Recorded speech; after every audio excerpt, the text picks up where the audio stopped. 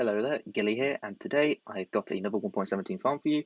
It is a glowberry farm. I will add that this farm is a snapshot-based farm, so if anything is to change in the future, I will make a follow-up video. For now, this is what is in the current snapshot, which is 21W05B. Now, technically, there has been another snapshot since the time of recording. However, they haven't changed anything or added anything new for the lush caves yet.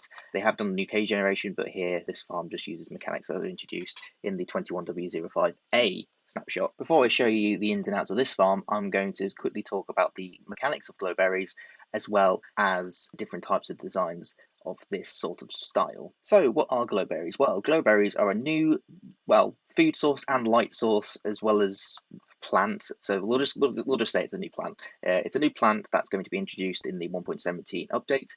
They will be found in lush caves, and as the time of recording, lush caves have not been added into the game. However, the blocks that are found in lush caves have, and glowberries are one of those.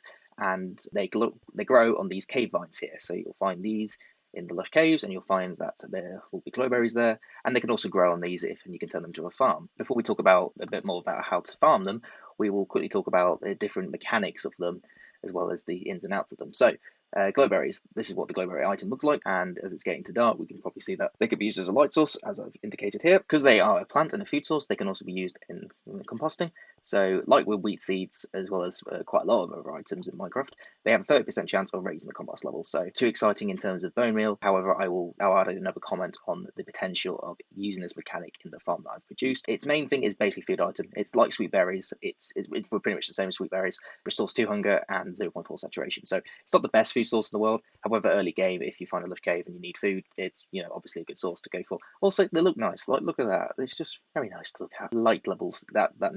That's basically what you can see here. You can see that they're producing light. Now, we've got some two different statistics here. There's head caves and body cave vines. Now, cave vines are these things. So what you can see here, these very nice looking vines. Honestly, I think these are the nicest looking vines in the game. So a head cave vine is this thing here, and a body cave vine is, well, this bit here, or really, this bit here. Now, if I go into F3 screen, this might be able to tell me if it, no, it doesn't. Oh, wait. Yep, okay, no, sorry, this is a body. There we go, yep, correct myself there. This is a body cave vine. So if I get rid of this there, see, when you right click it, you get the glowberry, so that's another mechanic. If I then bone meal this, it produces glowberries, so that's another thing. But that is what the glowberries look like on the head and on the body cave vines, and they have different light values. So on a head cave vine, they produce 10 light level, and a body cave vine, they produce 14. That's just what they look like, and that's the basic mechanics. However, we need to think about how they grow, and that's basically going into the idea of how to farm this thing. So it has a growth of 2 to 26 blocks. Now, this is completely random, like with sugarcane and with, not like with sugarcane, like with kelp, is dependent on the age. So if I look on any of these, they might have different age. Yeah, so here you've got to say it's age 15. Here, I've got the maximum growth. This is 26 blocks. I think you can keep adding to it. The way I did this, I just add.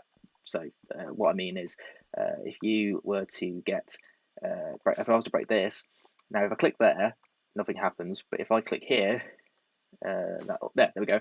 Adds a head cave vine to the body cave. That's how I grew this. This is artificial, but trust me, it does grow to this length. Vine that you place at the top. So if I was to go to the top, place a block, and then place my vine, and that's how you start growing them. It has a random chance of going anywhere between 2 to 26 blocks. It's always going to be given that you have 2, and that's the mechanic I'm using. It's always going to grow to at least 2. It also needs to have an air block below it. So if I was to put a block there, and a block there, and put the vine there, it won't grow, which makes sense. It's got a block in the way of it. If I put string there, like I have over here, it's also not going to grow. That's in the way. It can't grow into that space. It has to have airspace below it. So as long as it has 26 air spaces below it, if you wanted to grow to the maximum, there's a chance that it could grow to the maximum. Of course, one of the more space-efficient farms you could do is just use a flying machine. You could literally just have this on every single block and then have a flying machine that breaks the vine at this block here, the second block, because once you break it, this will then start growing again. It will always guarantee to grow. If this is a head, it has to be a head for cave vine, of course. It can't just grow as a body cave vine. That's one idea. However, it's not guaranteed to grow a glowberry. Don't know the exact statistic for the chance. There's going to be more work done into that. I wasn't interested in those specific statistics, but there's a chance for a glowberry to grow, but it's a fairly low chance, at least from at least the test I did, it seemed to be quite a low chance for it to grow. Now, if you make a space-efficient farm with a flying machine, you're going to get quite a few glowberries anyway. So if you then build up the flying machine, every time that you launch the flying machine, there's a chance you get a fair amount of glowberries. So That's definitely a option if you don't want to go the route that I've gone in this farm. And the route I've gone is to use basically a piston-based design. Now, this is the original design I came up with, which is the naive design. If you're wondering what I mean by naive, I mean it's not going to always produce glowberries. That's essentially what I'm saying. When this grows, it has a chance of being a glowberry. So when it becomes a glowberry and your piston extends into the head cave vine when it grows down, it will drop the glowberry. If this grows down, it's just another head cave vine. It will not drop an item. It will just break it. You can't get this as an item. Get this vine up here. See, there we go. It's happened right there. It's not efficient design. I thought I'd test this on a larger scale. So on a small scale, this is really, really, really bad. But on a large scale, I thought it might be a bit better.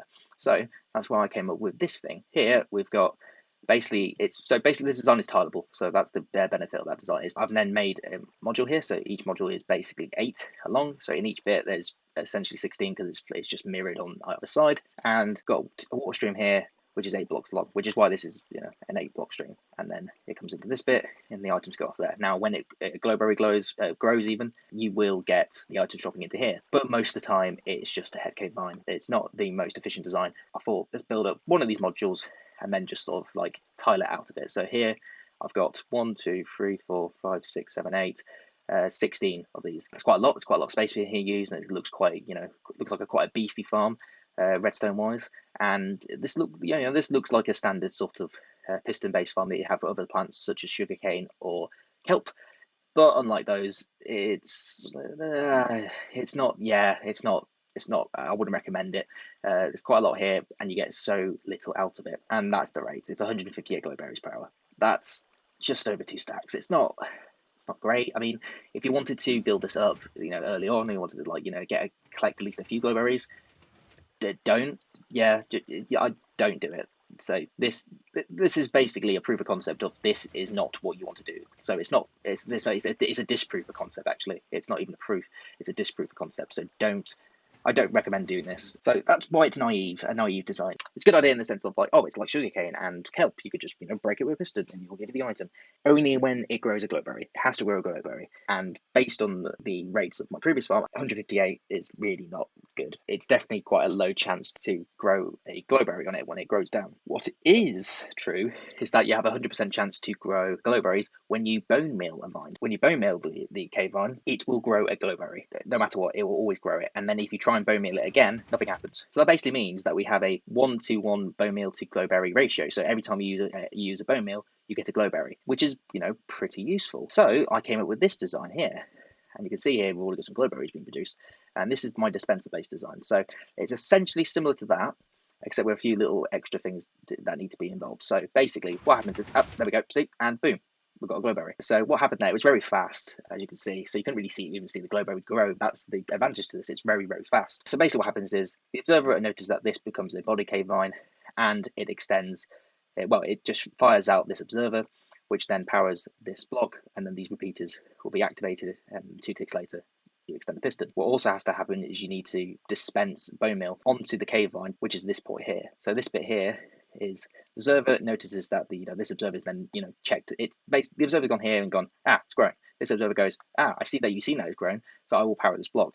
Now this block doesn't actually have to be here. You could change this to be like that. That's also perfectly fine. However, I just did the block because I felt like it. So it will power the block, which will power this activator rail. Now, again, you could also use powered rails here. However, I use activator rails to distinguish from this powered rail. More into that in a minute. When this activator rail gets powered, this observer here sees that the activator rail gets powered. It then powers this block, which powers the dispenser. It will then bone meal the cave vine. As soon as literally pretty much as soon as it's done that, this will then extend and break it. That's why this delays here, and that gets you the glowberry. And that brings us to this monstrosity, which is the farm at the beginning of the video. This is essentially modules of that previous design that I just showcased, and it's been tiled to fit in this area. Now, there's not as many cave vines here, so like for the other one, there was 32 modules. There's a lot more cave vines there, and even for that amount of cave vines, it doesn't give you as many going boats. It only gives you 158, whereas with this particular design, the rates you get are as follows: 1,340 per hour. That was also over 5 hours of tick warping it. So a significant increase. And this is even smaller. It's smaller than the previous one. It's definitely a better design to go for. Now, the problem with this farm in terms of crafting is dispensers. I mean, dispensers are a pain to craft, so bear that in mind. However, I think it's worth it if you want to do a design like this and have 100% guarantee to get glowberries. You can see here that basically I've made them longer here. You've got 16 on either side. I've flipped here. There's a